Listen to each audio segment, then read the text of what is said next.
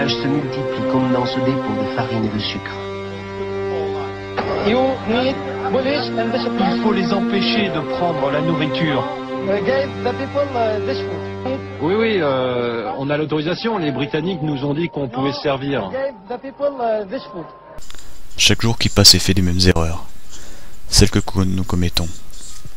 Chaque jour, nous répétons inlassablement le même cycle abrutissant que la société nous a offert. Chaque jour, nous utilisons les mêmes objets, pour la plupart inutiles, et qui de nous condamnent à accepter notre statut.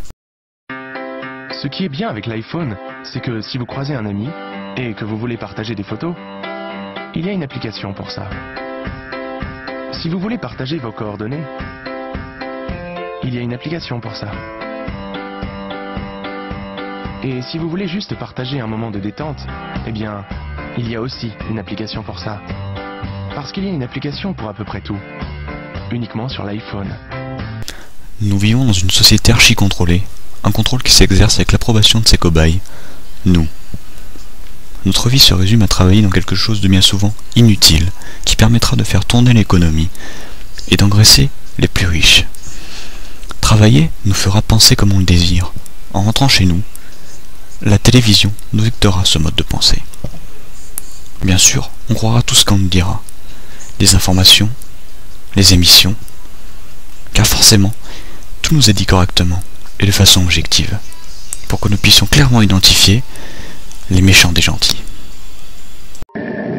Au Japon, alerte au suicide collectif, celui de jeunes gens, de jeunes femmes victimes du mal de vivre. Un phénomène nouveau, ces suicides collectifs s'organisent sur Internet. Les victimes sans lien entre elles prennent rendez-vous sur la toile pour se donner la mort ensemble dans ce pays où le taux de suicide est déjà supérieur à la moyenne mondiale. Reportage au Japon, Philippe Rochaud, Sylvain Giono.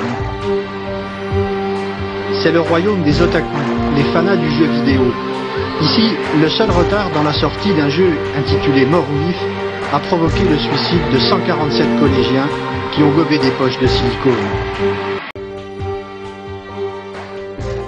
Assez surprenant, en tout cas ça a beaucoup surpris un téléspectateur familier du Japon et des jeux vidéo qui nous appelle un peu étonné.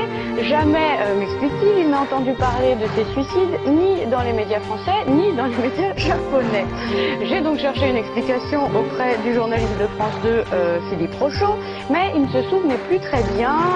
C'était un article en français, me dit-il, mais je ne me souviens plus où je l'ai lu exactement. Un article où, pour rigoler un peu, l'auteur s'imaginait la réaction des fans japonais de ce jeu qui, furieux, nous explique-t-il, avaient décidé, devinez quoi, de se suicider en gobant des poches de silicone. Et là, enfin,